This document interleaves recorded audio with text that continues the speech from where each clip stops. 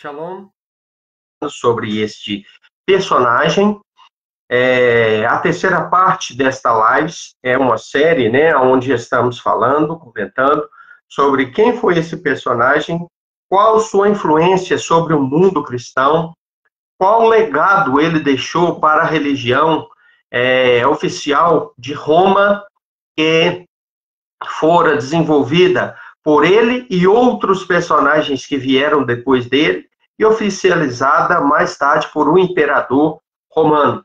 Então, queridos, é muito importante você participar, você convidar, compartilhar essa live, você participar com seu comentário, dando seu like, e também participando do canal Rodrigo Dias Silva, Servo de Adonai, pelo YouTube, que é um canal também maravilhoso, onde você vai encontrar dezenas e centenas de vídeos com assuntos importantíssimos, que já tem aí mais ou menos uns 5 anos, 6 anos mais ou menos, que eu estou empenhado através deste trabalho, né, que presto para o reino de Deus, em fazer para beneficiar as pessoas que amam o conhecimento das Escrituras. Louvado seja o Eterno pela oportunidade de poder estar com vocês mais uma vez.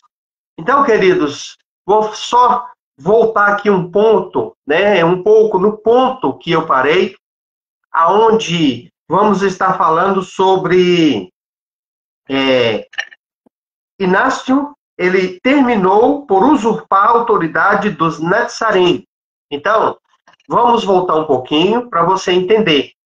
Talvez você está começando a assistir essa live agora e talvez você vai pegar o bonde andando. Então, para não pegar o bonde andando totalmente, eu vou fazer uma breve recapitulação. Falamos aqui, na primeira e segunda parte, sobre como começou o cristianismo. Desde o início, enfatizamos e provamos por vários textos históricos do passado, relatos de pessoas que viveram naquelas épocas, como que surgiu o cristianismo.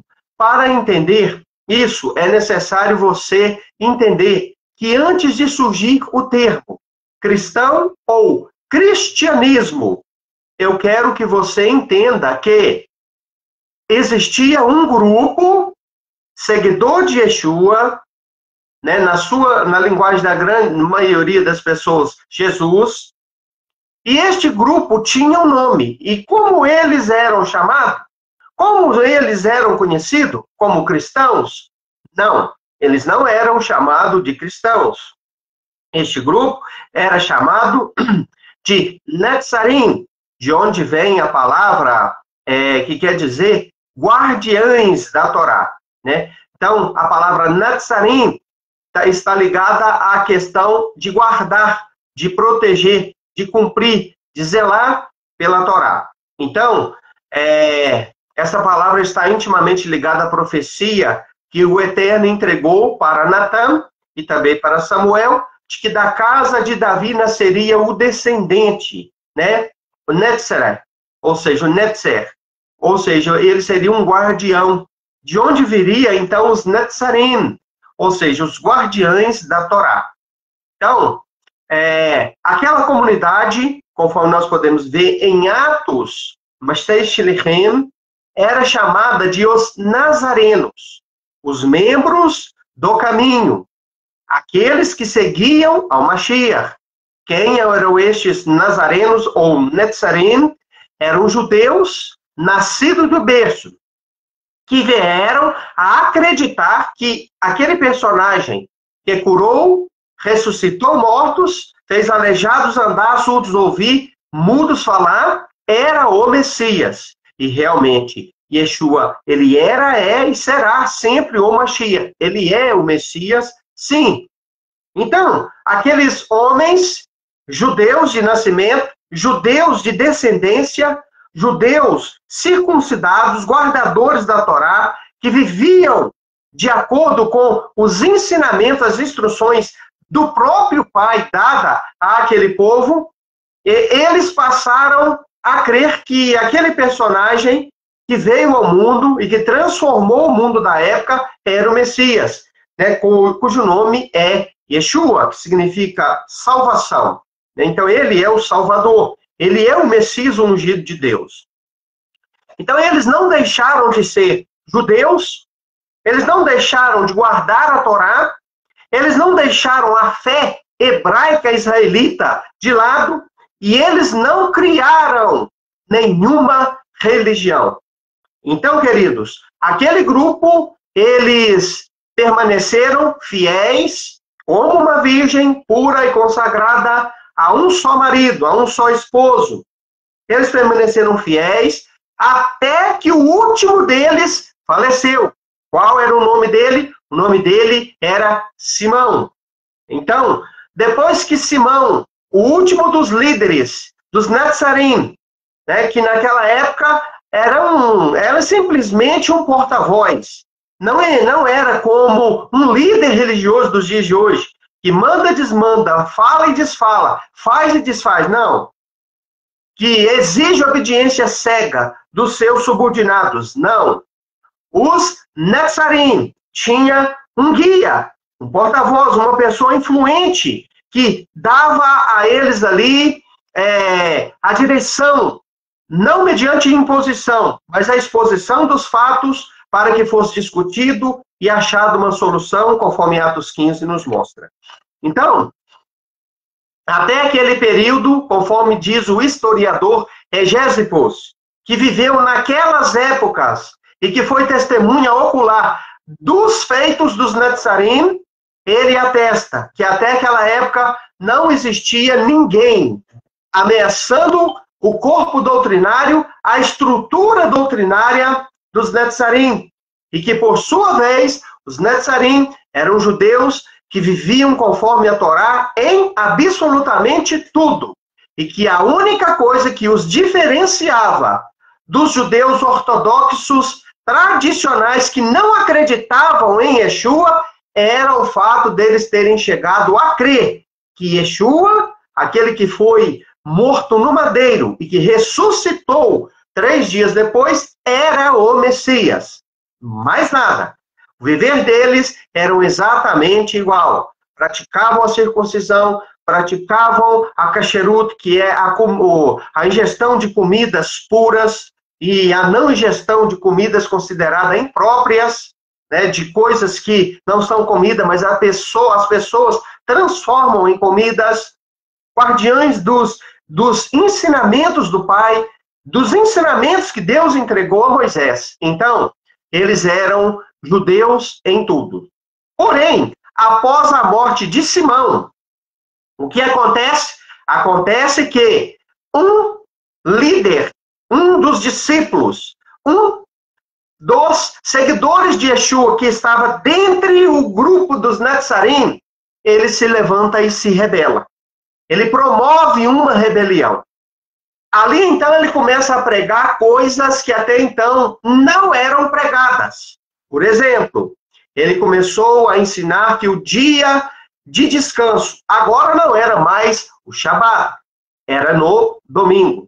Ele começou a ensinar que a Torá já não era mais válida, que a Torá teve fim na cruz, ou seja, que a Torá teve fim com a execução de Yeshua.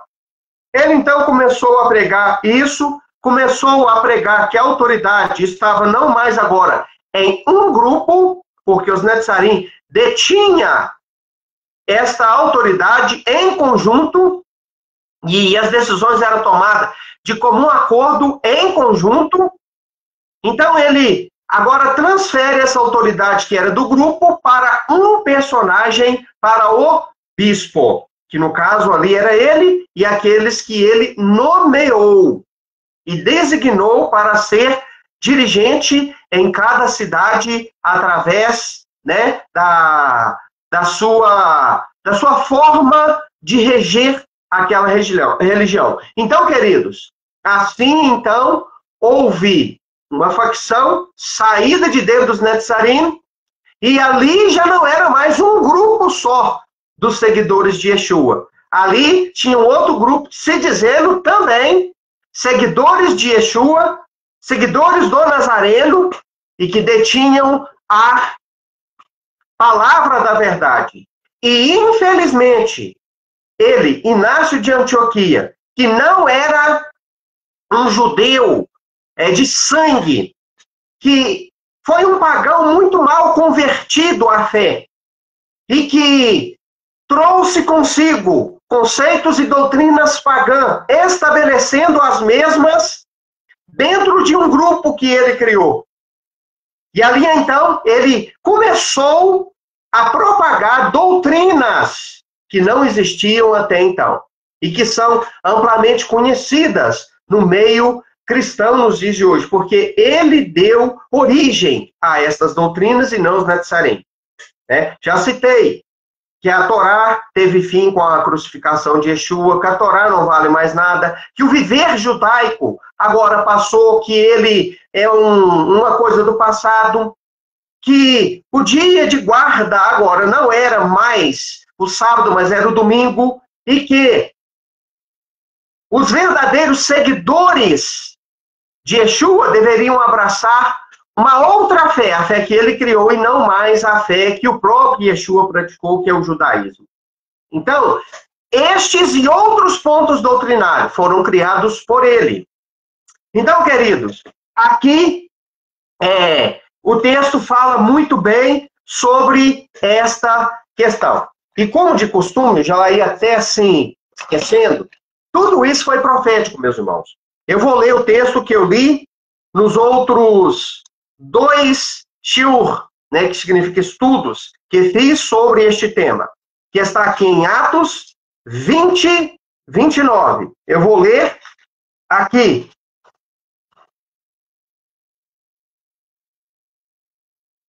Que diz assim, olha o que Shaul, conhecido no meio cristão como o apóstolo Paulo, ele disse que aconteceria depois da morte dele. Sei que depois da minha partida, lobos cruéis surgirão no meio de vocês e eles não pouparão o rebanho. E dentre vocês mesmos se levantarão homens que ensinarão perversões da verdade para atrair para si os talmidim ou os discípulos. Então, isso aqui é profético. Tudo que eu estou falando é profético. E estou expondo aquilo que está escrito na obra de Tzadok Ben Derer, Judaísmo Nazareno, o caminho de Yeshua e os seus Talmidim, do autor Tzadok Ben Derer. Então, queridos, continuando, olha o que está escrito. Inácio terminou por usurpar a autoridade do Netzarim, ou seja, os nazarenos, e obteve o poder perante os gentios cristãos. Então, o público de Inácio de Antioquia não foram os judeus, não foram os Netzarim. O público eram desavisados de todas as nações, gentios, goim, pessoas que não conheciam a fé, a cultura hebraica, que vieram a aplaudir e apoiar o ministério faccioso de Inácio de Antioquia. É por isso que hoje nós não podemos, de forma nenhuma, apoiar nenhum movimento que sai de dentro de outro movimento com oposição, porque isso se chama, segundo a Bíblia, uma facção, uma dissidência. E Deus não está por detrás destas coisas. E, infelizmente, o cristianismo está cheio de facção, está cheio de divisão e rachas. E Deus não se agrada disso. É por isso que existem tantas denominações. Quem começou com isso foi Inácio de Antioquia. E, infelizmente, não se tira puro do impuro. Se algo é impuro, sempre se tirará impureza daquilo e nunca pureza. Então, desta fé, criada por Inácio de Antioquia, praticamente quase nada se aproveita. Por quê? Porque começou de maneira impura, começou de maneira ruim, começou com sujeira e vai acabar sempre com sujeira. Então, queridos, foi os gentios cristãos quem deu poder para Inácio de Antioquia e condição para ele levar a sua facção adiante, estimulando que outros bispos gentios ou supervisores também fizessem o mesmo. Assim, a rebelião de Inácio estabeleceu uma divisão entre os nazarenos, ou os netzarim, e os cristãos. Então, é bom que todos entendam isso, né, que existiu um grupo só na época de Yeshua, e que este grupo permaneceu até o primeiro século, ali, o finalzinho do primeiro século, limpo, imaculado e puro. Porém, depois do primeiro século da morte de Simão, houve então uma divisão. Houve então ali um racha, e houve ali então a instituição de uma nova religião criada por Inácio de Antioquia. E, queridos, é bom você frisar que a partir daquele momento, dois grupos passaram a pregar em nome de Yeshua. Um em nome de Yeshua e outro em nome de Jesus. Porque essa turma de Inácio tratou de mudar absolutamente tudo. Os pontos doutrinários, as crenças, a cultura, o jeito de comer, o jeito de vestir, o corpo doutrinário, né, herdado pela fé em Yeshua, mudou. A corrente doutrinária mudou. Então, a partir daquele momento, então, um outro grupo começou a pregar em nome de Jesus, porque Jesus é uma adaptação do verdadeiro nome, Yeshua, né? E aí entra a língua grega no meio e também o latim, que ajudaram a influenciar os líderes atuais a chamar o Filho de Deus, não pelo nome dado pelo próprio Deus, de Jesus, e não de Yeshua. Jesus não é a tradução do nome Yeshua. O nome da gente, o nome pessoal, ele não muda. Eu me chamo Rodrigo. Aonde eu for, eu devo chamar como? Rodrigo. Se a pessoa não dá conta de me chamar corretamente pelo nome, e ela fala meio enrolado, meio assim, com um sotaque diferenciado, não tem problema, mas ela tem que pronunciar o meu nome assim, né? Rodrigo. Enfim, Yeshua é o nome do Filho de Deus e não Jesus. Jesus não tem nada a ver com Yeshua. Então, é bom você entender isso. Agora, irmãos, vamos entender o seguinte. Dois grupos surgiram. Atualmente, muitos pastores evangélicos, movidos por ganância e rebelião, criam uma cisão em suas igrejas e levam parte dos crentes para uma nova denominação, por eles instituída. Foi exatamente isso que fez Inácio de Antioquia. Promoveu uma rebelião e atraiu para si os gentios. Olha bem, determinando que se afastassem dos judeus, os descendentes imediatos dos apóstolos emissários. Então, quem eram os nazarim? Judeus, descendentes direto dos emissários, ou seja, descendentes do próprio povo judeu, do qual Yeshua também era um. Se a pessoa não gosta do judaísmo, não gosta da fé hebraica, não gosta dos judeus, esquece Yeshua, esquece Jesus, esquece os apóstolos, esquece todo mundo. Sabe por quê? Porque todos estes personagens que nós chamamos, né, de os personagens do Novo Testamento, que de novo não tem nada, eram simplesmente judeus. Judeus puro. Então, se você não gosta de judeu, infelizmente, vai ter que procurar seguir Maomé, Buda, sabe? Confúcio, seja lá quem for, não Yeshua e não os apóstolos. Não vai poder ter a Bíblia Sagrada como livro sagrado de regra de fé e conduta. Sabe por quê? Porque a Bíblia é um livro judaico, é um livro hebraico, é um livro do povo israelita. Então, aqui então se inicia desta forma a fé chamada fé cristã. E, infelizmente, aquilo que aconteceu lá no passado, hoje acontece, mas de uma forma absurda, no meio do cristianismo. É por isso que hoje nós contamos no Brasil com mais de 800 denominações registradas, fora aquelas outras que vai abrindo sem registro em cartório, sem reconhecimento jurídico. Se bem que não adianta ter registro em cartório, não adianta ter CNPJ, não adianta ter nada. Isso aí não tem nada a ver com a vontade de Deus, com a criação de Deus. Isso não representa o eterno. Porque é uma fé estranha à fé original. É uma fé diferenciada, criada por homens. Dentre os quais estou citando aqui o primeiro, o idealizador desta fé, né, a fé cristã, Inácio de Antioquia. Então, todo pastor que diz assim, olha, eu não quero ficar mais nessa denominação, e eu estou criando uma nova denominação, né, vamos fazer o estatuto, vamos fazer o regimento interno, vamos arrumar um outro CNPJ. Meu amigo, você está seguindo Inácio de Antioquia, você está seguindo essa galera lá do passado, Tertuliano, Inácio de Antioquia, Marcião, Santo Agostinho, até mesmo Martinho Lutero, né, que se diz ser o pai dos protestantes, que saiu de dentro da Igreja Católica Apostólica Romana, que reformou o que eu não sei, né, que fez a reforma protestantes, entre aspas,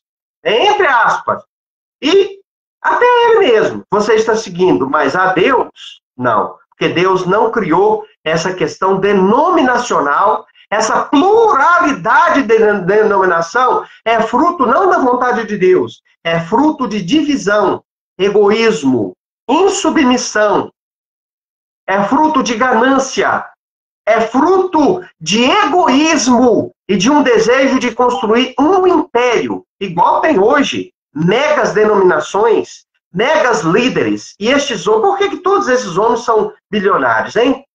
Por quê? Que todo líder de denominação fica bilionário?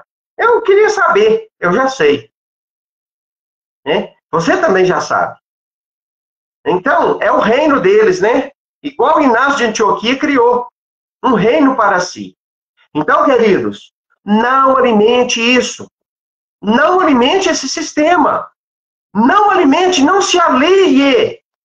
Não se vincule a este sistema. Por quê? Porque este sistema foi criado por homens facciosos e não instituído por Deus. Explicou-se acima que os emissários, ou seja, os apóstolos, falaram expressamente dos falsos profetas, que seriam aqueles que ensinariam contra a Torá do Eterno. Pois bem, Inácio de Antioquia foi um falso profeta. Sim, ele foi um falso profeta. Ele não foi um líder consagrado e exemplar dos nazarenos. Até um certo ponto, sim, mas ele aparece como um faccioso, como um rebelde, como um criador de falsas doutrinas. E dentro da configuração da fé hebraica, Inácio de Antioquia é nada mais, nada menos do que um falso profeta.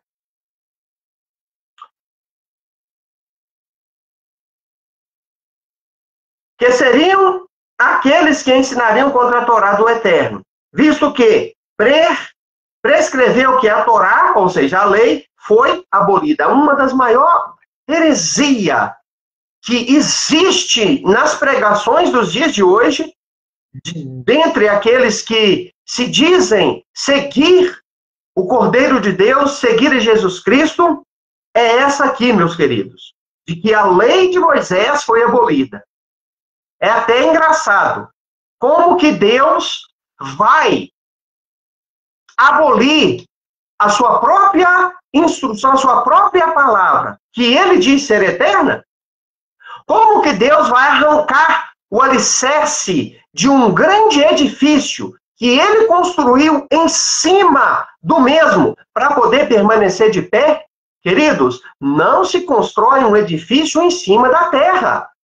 Para se construir um mega edifício, é necessário ter uma mega estrutura de fundamento. Então, qual é o fundamento do edifício? O Novo Testamento? Os Evangelhos? As Epístolas de Paulo? Não, queridos. É a Torá. Nem os escritos dos profetas, que as pessoas chamam de Antigo Testamento, é a base. Ele se constitui base com a verdadeira base. Eles ajudam a fortalecer a base. Mas a verdadeira base foi aquela que o próprio Criador do universo instituiu. Estabeleceu. Estes fundamentos são inegociáveis e imutáveis. E estes fundamentos é a Torá. Aceite as pessoas sim ou não. Ainda que a teologia cristã bata na tecla e tente provar por A mais B que o Antigo Testamento é coisa do passado e foi substituído pelo Novo Testamento, que a graça substituiu a lei e que a lei agora é algo obsoleto, ultrapassado, que não tem mais valor. Pode falar à vontade. 2 mais 2 é 4, não é 5. A teologia cristã diz que isso é verdade, que a lei foi abolida, mas não, essa conta não fecha. É a mesma coisa de a teologia está dizendo que é 5. 2 mais 2 é 5. Não, não é 5. Então, queridos, continuará sendo aquilo que sempre foi a base. E a base foi instituída pelo próprio Deus. Veja Mateus 5, 17, 18. 16 ao 18, e você verá o próprio Yeshua falar o que é a base. E lá ele fala que a base é a Torá e os profetas. Então, essas são grandes verdades. Olha bem, mas se alguém pregar a lei judaica, a Torá, né, disse Inácio de Antioquia, a vocês não lhe deem ouvido. É o que Inácio de Antioquia falou naquela época. Ele escreveu isso numa carta. Carta de Inácio aos Filipenses, tá? Capítulo 2, versículo 6. Não sejam enganados por doutrinas estranhas, disse Inácio de Antioquia, nem por fábulas antigas sem valor. Fábulas antigas sem valor, na linguagem dele, era a Torá e a fé hebraica, dada pelo Pai no Sinai. Pois, se continuarmos a viver conforme a lei judaica, ou seja, a Torá, estamos confessando que não recebemos a graça. Isso ele escreveu na carta aos Magnésios 3:1. Estão entendendo, queridos? O que esse homem ensinou naquelas épocas? Ele ensinou contra a Torá. Ensinou as pessoas a detestar os ensinos da Torá. Ensinou as pessoas a viver contra os ensinos que o próprio Deus deu ao seu povo de Israel. Outra grande heresia de Inácio foi engendrada por ele, é a chamada substituição do Shabat pelo domingo. Então, quem criou este sistema doutrinário, aonde se guarda como dia santo de descanso, para celebrar as missas, para fazer os cultos domingueiros, para se fazer as escolas bíblicas dominicais, né, sempre no domingo. Quem lançou a base, se bem que o cristianismo cria outra história, né? Tem a história de um inglês, acho que é Robert, se eu não me engano, que criou a escola bíblica dominical com essa nomenclatura. Mas o dia de guarda santo, o dia de se aproximar do eterno, conforme a Bíblia, é o sábado e não o domingo. Né? Cristãos acordam todos os dias, no domingo, 8 horas da manhã, para ir para os seus templos, lotar as escolas bíblicas dominicais, e depois faz evangelismo após o almoço, e à noite volta para o culto para adorar a Deus. Então, fica todo aquele domingo, né? Santos Domingues Day, o santo dia de domingo, adorando, né? Ao seu Deus.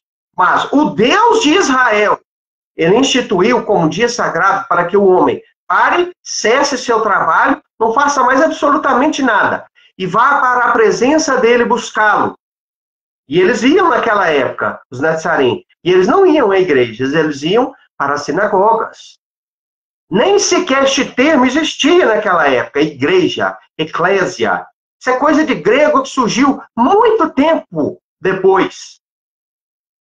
Então eles iam no Shabat para as sinagogas, aprender a Torá e não o Novo Testamento. Não estou desfazendo da Brit Hadashah. A Brit Hadashah é o telhado da casa. O que adianta uma casa com alicerce, paredes sem telhado? Então é o complemento, mas não é a base. Continuando. Então, Inácio Antioquia criou vários ensinos heréticos. E um deles também é essa questão de deixar de adorar no sábado para adorar no domingo. Consoante as escrituras, o Shabat, ou seja, o sábado, foi instituído desde a criação lá em Gênesis, queridos irmãos. Capítulo 2, versos 1 ao 3, nós já encontramos o Eterno falando do dia de sábado, que é o dia de descanso, que é um dia sagrado, a ser observado e a ser guardado. Aí vem um qualquer que se diz líder e muda o dia sagrado instituído pelo próprio Deus, ensinado pela própria boca do Eterno, e fala, não é mais esse dia, é agora, é o domingo. Domingo é o primeiro dia das semanas, queridos. É uma segunda-feira, biblicamente falando, e para o povo judeu, o domingo é uma segunda-feira para trabalhar, fazer lazer, fazer esporte, resolver problema, ganhar dinheiro, fazer comércio, trocar, negociar, suar a camisa, trabalhar, derramar suor. Domingo é um dia normal. Agora, o sábado, não. É um dia de cessar absolutamente tudo. Não faz absolutamente nada, a não ser ir para a sinagoga mais próxima, para a Beit mais próxima, ou dentro do seu próprio lar mesmo. Adorar a Deus, aprender, ouvir a Parashá, aprender uma porção da Torá. Então, Shabat é para isso. É dia de confraternizar com a família, sentar na mesa, fazer as orações, ler as escrituras, cantar louvores, assistir uma palestra, um ensinamento, assistir algo edificante vindo da parte da palavra do Eterno, enfim. Shabat é para isso. Continuando. Consoante as escrituras falam do Shabat lá em Gênesis. É o quarto dos mandamentos. Então, olha bem, existe 10 mandamentos, não é, meu irmão? Ou não é? 10. Um dos 10 mandamentos é a guarda do Shabat. Por que obedecer 9 e não obedecer os 10? Por que obedecer 9 e desprezar um?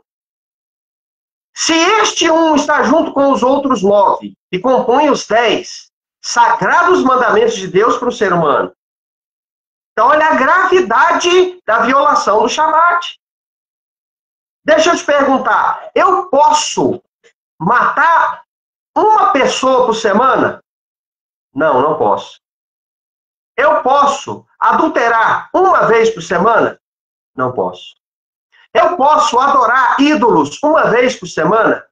Não, não posso. Eu posso cobiçar a mulher do próximo, as coisas do próximo, uma vez por semana? Não. Enfim, eu não posso praticar quebrar nenhum dos 10 mandamentos, nenhum dos 9 mandamentos, né, melhor dizendo, e ficar sem culpa. Se eu cobiço a mulher do próximo, adultério, uma vez por semana, mato uma pessoa toda semana, o que eu sou diante de Deus? Um transgressor dos seus mandamentos. Agora eu te pergunto, o que faz a pessoa pensar que ela vai todo sábado trabalhar, fazer as suas coisas, correr atrás do seu dinheiro, correr atrás dos seus objetivos, transgredir um mandamento de Deus e ficar sem culpa? O que faz da pessoa pensar que ela tem o direito de violar este mandamento e ficar como indesculpável, inculpável diante de Deus? O que faz a pessoa pensar que tudo vai acabar bem e que isso não tem nada a ver? Ah, eu te digo, o que faz a pessoa é a teologia criada por Inácio de Antioquia, que faz parte da doutrina cristã, que faz parte da teologia que se encontra dentro das igrejas, sejam ela católica, evangélica, protestante, seja lá o que for. A única denominação que respeita o dia sagrado de descanso, com muitas diferenças do verdadeiro, né? Guardar do Shabat, do judeu, né? Que diferencia um pouco da forma como que o próprio Yeshua e os seus talmidim guardavam o dia de sábado. É a Igreja Adventista do Sétimo Dia. Eles têm um degrau acima de todo o evangelho. Assembleiano, batista, sabe, congregação cristã, seja lá o que for, os adventistas estão acima de vocês todos. Por quê? Porque, pelo menos, mesmo não sendo da forma correta, da forma hebraica, Yeshua era um judeu, era um hebreu, ele não guardava o sábado conforme você, adventista, guarda. Mas você merece aplauso, porque você tem, pelo menos, tem respeito. Guarda do seu jeito, mas você tem respeito. E todo cristão deveria ter este mesmo respeito que o adventista tem. Então, queridos, quem criou isso? Largar de adorar a Deus, servir a Deus, guardar o Shabat, o sábado, né? Cessar o trabalho e descansar no sábado, para fazer isso no domingo, queridos, foi Inácio de Antioquia. Isso foi oficializado mais tarde por um papa, que até matar ele matou. Para que as pessoas deixassem definitivamente de guardar o sábado. Isso aconteceu na época da Inquisição. Todo a casa, o pai de família, o lar, que tinha no sábado, né? Que no sábado, no Shabat, que cessava, que ficava sem atividade, que não aparecia na chaminé da casa fogo, porque o judeu, ele não acende fogo nas suas casas no sábado, porque, segundo a Torá, isso não está correto. Naquelas épocas, né, onde a pessoa tinha que quebrar galho, ir no mato, buscar lenha, fazer aquela coisa toda para fazer um almoço e tal, era um trabalho excessivo. Então, a Torá fala, não acenda fogo nas vossas casas no Shabat. Então, queridos, hoje é diferente, né? Com o sistema de aquecimento de comida que temos, que dentro de um segundo você liga um fogão, automaticamente tudo está sendo aquecido de maneira elétrica, né? Ou por outros meios. Então é diferente, é bem diferente daquela época. Então, quem fazia isso naquela época, a casa que não tinha ali aquele fogo, aquela fumaça, porque a casa dos cristãos tinha, né? Tinha de tudo no sábado. Era um dia comum. Aí domingo não. Domingo vai para suas missas, vai para suas catedrais, né? Vai servir ao seu Deus da sua própria forma, não da forma que o próprio Deus estabeleceu. Esse povo era perseguido e morto. Não foi um e nem dois, foram várias famílias que a própria Inquisição Católica Apostólica Romana matou de judeus, simplesmente por obedecer os mandamentos do Pai. Então, queridos, o Shabat é o dia de descanso, sendo escrito pelo próprio dedo de Deus. Olha bem, irmão, Êxodo 3,18 diz que o dedo de Deus escreveu os 10 mandamentos. Aí vem um comedor de arroz com feijão, um pecador, um blasfemo, um mortal que já apodreceu há anos, arranca este ensinamento das Escrituras, arranca esse ensinamento da vida das pessoas e diz, olha, isso não precisa guardar mais, isso é coisa de judeu, coisa do passado, agora o santo dia de descanso é o domingo. Na minha denominação, na minha religião, aqui conforme eu ensino, agora é no domingo.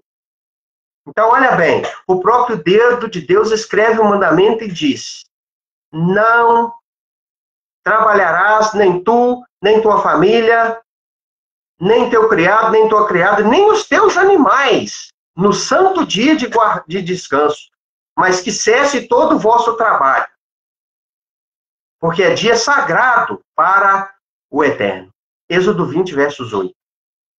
Aí vai um qualquer, um sujeito qualquer, e arranca este mandamento e diz, não, é assim, é do meu jeito. Não, não é assim. Não é dessa forma. Então, meus queridos, prosseguindo.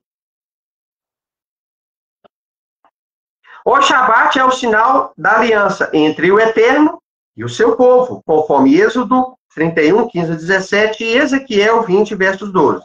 Sendo certo que o gentio deve observar o Shabat. Olha bem, aqui em Êxodo 20, versos 8 a 11, linkado com Isaías 56, versículos 3 ao 7, você vai entender que o Shabat é para Israel e todas as nações da terra. Não é coisa de judeu, é algo que Deus deu para o seu povo de uma forma geral. Tanto o israelita natural, quanto o enxertado na oliveira através da fé, né, no Filho de Deus. Yeshua guardava o Shabat. Olha que interessante. Você ama Jesus? Você ama Cristo, conforme você diz? Por que você não guarda o Shabat? E ele guardava. Você acredita no Novo Testamento, nos ensinos dos apóstolos? Por que você não guarda o Shabat? Guarda domingo. O apóstolo Paulo, Pedro, João, Tiago, André, a turma que você fala do Novo Testamento aí, guardava. Por que você não guarda? Ah, porque o meu pastor não ensina. Eu sei. Eu ensinei isso durante 21 anos. Eu sei o que o seu pastor faz. O Shabat é o dia sagrado. Quer guardar o domingo? Amém. Louvado seja Deus por isso. Mas no final, ele vai te pôr diante dele e você será julgado. Agora eu te pergunto, novamente faça a comparação. Se você matar umas pessoas por semana, todos sábados, ou um dia por semana, você matar alguém, você vai ficar sem culpa diante de Deus? A sua resposta, se você for inteligente, é não. Por que você vai ficar sem culpa diante de Deus, transgredindo dos mandamentos que está em pé de igualdade com os demais? Ou será que o Shabat tem menos valor do que os outros mandamentos dos outros 9? Dos 10, ele é o que tem menos valor? Por que será? Por que ele não vale nada e pode ser substituído? Não pode. Até pode, mas você que transgride ele não fica sem culpa.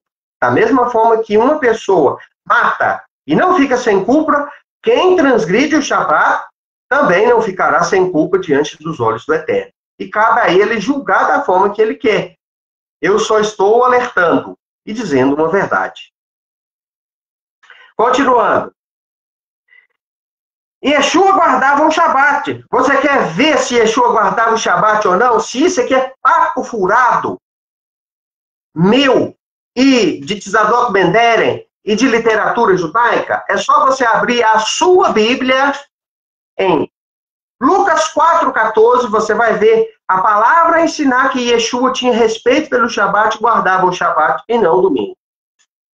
Você vai ver também dentro de Marcos 6, versículo 1 e 2, Yeshua guardando e ensinando a guardar o Shabat.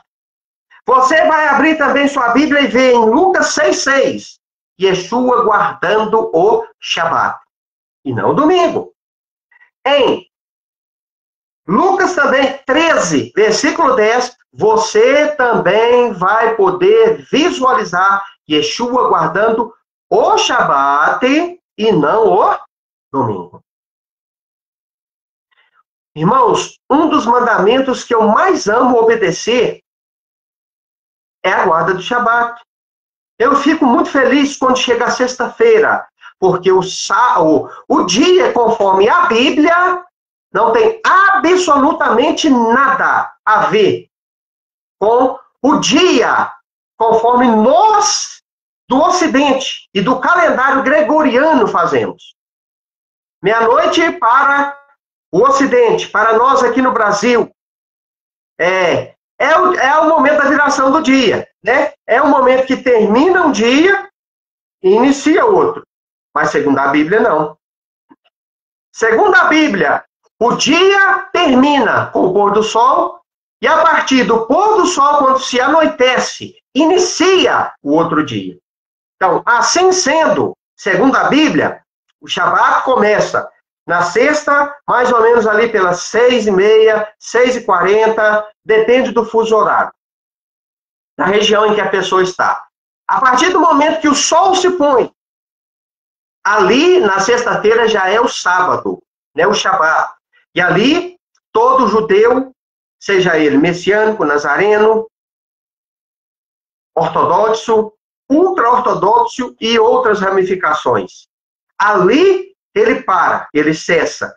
E ele só vai ter as atividades normais de trabalho dele no sábado à noite, que é o período que encerra o Shabat e inicia o primeiro dia da semana, o domingo. Dentro deste período, sexta à noite até sábado à noite, nenhum judeu, seja ele de qual ramificação for, ele vai trabalhar. Ele vai ficar na sua casa. Quem tem uma sinagoga na sua cidade vai para a sinagoga. Ele fica o dia inteiro praticamente na sinagoga, lendo a Torá, aprendendo a porção da Parashá, que significa porção. Parashá, tem 54 parashot, né? São 54 pedaços da Torá, começa em Gênesis e termina lá em Deuteronômio, né? Esdras pegou a Torá, repartiu em 54 pedaços. Por que 54? Porque um ano tem 54 sábados. Então, Esdras fez isso. Repartiu a Torá em Parashá, em porções. Então, no Shabat, cada Shabat tem uma porção da Torá. Nas sinagogas, nas casas de oração. Nos lares judaicos, onde se ensina a palavra de Deus. Então, querido, e ali a pessoa não vai trabalhar, toda a comida dela, ela vai fazer na sexta durante o dia, no período claro, antes de anoitecer, para que a hora que chega o pôr do sol, ela vai fazer o acendimento das duas velas, Shabor e Zachor. Né? Lembrar e guardar. Êxodo 20, versos 8. Essas duas velas não tem nada a ver com invocação de espírito. Não tem nada a ver com macumbaria ou bruxaria. Não tem nada a ver com invocação de mortos ou de chamar a alma. Não. É um simbolismo. Assim como que se acendia a menorá naquela época, se acende essas duas velas. Shamor, significa lembrar. Bessachor, significa guardar. Para que toda vez que eu olho pela chama da vela acesa, a vela de Shabat, as velas de Shabat, eu lembre do dia sagrado. E guarde. Lembrar, guardar. Lembrar, guardar. Shamor, Bessachor. Shamor, Bessachor. Então, isso tudo foi substituído por um homem chamado Inácio de Antioquia. Que agora não vamos adorar Deus no domingo. Vamos fazer uma santa missa, vamos fazer um santo culto, eu sou o vigário. Depois, os pastores mudaram, vão fazer nossa escola bíblica de dominical de manhã cedo, e à noite aquele grande culto, culto da família, culto do jovem, culto do ciclo de oração, culto das senhoras, culto missionário, e assim vai. Criação da mente fértil do homem. Mas estabelecido por Deus é outra coisa. Então, queridos, do mesmo modo, os seus discípulos, os discípulos de Yeshua, guardavam o Shabat e não o domingo, conforme aprendemos com a palavra. Mesmo depois de Yeshua tendo sido assunto ao céu, ter subido para o Shamaim, para a dimensão aonde ele está agora intercedendo por todos nós, os seus discípulos permaneceram guardando o Shabat. Ah, heresia! Não! Abra sua Bíblia em Atos 13, 14. Você vai ver os discípulos guardando o Shabat. Abra sua Bíblia em Atos 13, 43 e 44. Você vai ver os discípulos guardando o Shabat e não o domingo. Se você abrir sua Bíblia em Atos 16, versículos 13, verá os Shalechim, os emissários, os apóstolos, guardando o sábado, o Shabat, e não o domingo. Da mesma forma, Atos 17, 2, mostra eles guardando o Shabat. E agora eu te pergunto, por que você, na igreja, assim como eu também, durante os meus 21 anos de pastor, 21 anos de cristianismo, por que não guardávamos o Shabat? Não guardei o Shabat naquela época? Não guarda o Shabat hoje as pessoas que estão dentro do cristianismo? É por isso que o seu pastor pega a sua Bíblia João Ferreira de Almeida, interpretada pelo cristianismo, e vai falar, né? Vai chamar você para o culto da escola dominical, o padre vai te chamar para a missa, ele vai falar de tudo. De tudo. Ele vai inventar tudo. Mas ele nunca vai lembrar do Shabat. Por quê? Porque, infelizmente, foi assim que foi configurado o cristianismo, em cima deste erro teológico grave, criado por Inácio de Antioquia. Deixar de adorar a Deus da forma de Deus no sábado, no Shabat, para adorar no domingo da forma cristã, conforme o cristão aprendeu com a teologia sistemática criada pelos pais da igreja. É por isso que as pessoas guardam. Mas Yeshua disse uma coisa importante. Eu quero encerrar esse trabalho aqui hoje, te relembrando dela. Que é um versículo que foi usado até mesmo na política. Mas dentro deste contexto é que Yeshua usou este versículo. Essa citação dele. Conhecereis a verdade, e a verdade vos libertará. Quando Yeshua falou, conhecereis a verdade, ele estava se referindo à Torá. E quando ele diz, conhecereis a verdade vos libertará, ele estava se referindo a si próprio também. Sabe por quê? Que Yeshua é a Torá viva. Yeshua é a Torá que um dia foi pedra, foi papel, papiro, foi pergaminho, pele de ovelhas e de cabras, e um dia ele se tornou carne e habitou entre nós. Ele é a Torá viva. Então, quando ele diz assim, eu sou o caminho, a verdade e a vida, ele também está falando certo. Porque lá dentro da lei de Moisés nós encontramos este mesmo versículo dizendo que a Torá é o caminho, a Torá é a verdade e a Torá é a vida. Então, quando Yeshua está dizendo, eu sou o caminho, a verdade e a vida, ele está dizendo assim, eu sou a Torá viva. Porque ele é a palavra Davar, viva do Deus vivo em carne, habitando entre nós, correndo, comendo, viajando, andando de barco, navegando de barco, andando em cima do jumento, entrando em Jerusalém, comendo peixe, pescando junto com Pedro. Enfim, ele é a Torá viva. Então, meus queridos, infelizmente, a religião ensina uma coisa, Yeshua ensina outra. E aqui está mais um ensinamento herético. Herético. De Inácio de Antioquia. Deixar de adorar da forma de Deus no sábado para adorar da forma que ele próprio inventou e criou no domingo. Que o Eterno te abençoe. Compartilhe essa live e que o Eterno abençoe todos os irmãos. Shalom, meu querido irmão, companheiro, fiel, seguidor aqui da página, Rodrigo Dias Silva, servo de Adonai. Né, irmão João Carlos Vicentini. Shalom, que o Eterno abençoe, irmão, de uma forma maravilhosa a todos os demais irmãos que estão assistindo, que vão assistir essa transmissão.